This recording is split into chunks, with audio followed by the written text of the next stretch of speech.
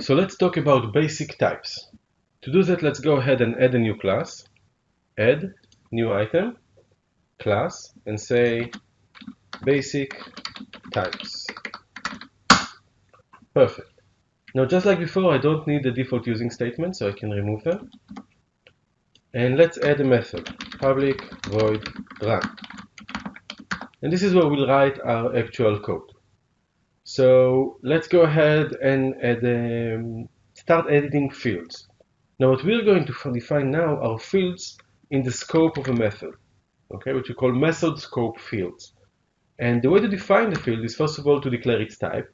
Let's say the first one is name, so we're going to say string, and then we're going to give it a name, okay, a person name, let's do it like that.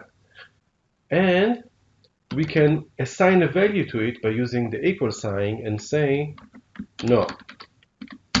Perfect. So in this code we define the type, the name of our variable, and we put the value in it. Let's create another one. Let's say we want to have a number of kids.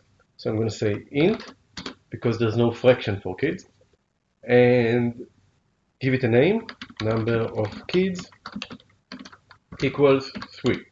Okay. Note about naming convention. Local method members will usually have a lowercase as its first character and an uppercase for every word in it, or in this case the O and K. Okay, this is called camel casing. Perfect, so number of kids equals to 3. Let's create another variable, or let's do this in 2 lines. We can separate the definition and the assignment. Okay? It's exactly the same like writing it in a single line. We can write it in a single line like this, or we can define it here and assign it later. Also note that Visual Studio is bothering us with this little green line underneath, where it tells us that we defined it but we never used it. So it's kind of helping us delete codes that we don't need. When we'll use it, of course, this error will go away. Great. Next, let's define a Boolean field. Let's say bool is student equals to false. Okay, so bool has true or false. String has a string, int has integer number, bool has true or false. Great. Now let's say we want to have a fraction of a number. There are many data types. There's double, float, decimal. We're going to use double here just for the sake of demo. So we can say double height equals 1.77 meters, which is cool. And another data type worth knowing about is called char. And char holds a single character. Okay, so let's say gender, and let's say here M for male. Okay, now strings are surrounded by quotes, and chars are surrounded by a single quote. Perfect. So we defined all of those. Now let's go ahead and use it.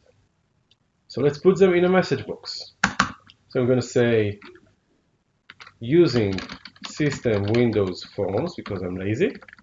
And then we're going to say here message box show hello plus person name. Okay. The plus operator, when it's used on a string, concatenates the 2 strings into a single string. Great. Next one, let's do a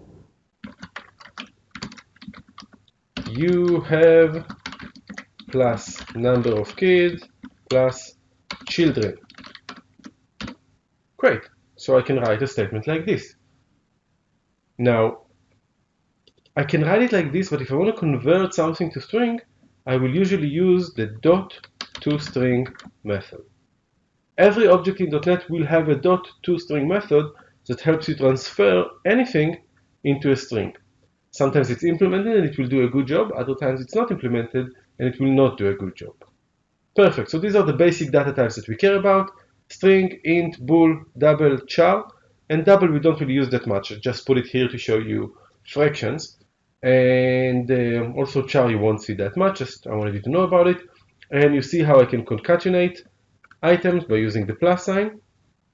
So it will build a concatenated string, and I can use the toString method to convert anything into a string. Great, now let's go ahead and call this from a menu.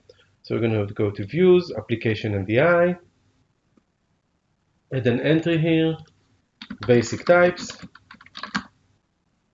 double click it, and Visual Studio has generated this code behind. And in here we're going to say new exercises dot basic, new training dot basic types dot run, and we'll see that we get the message boxes that we wanted. Perfect.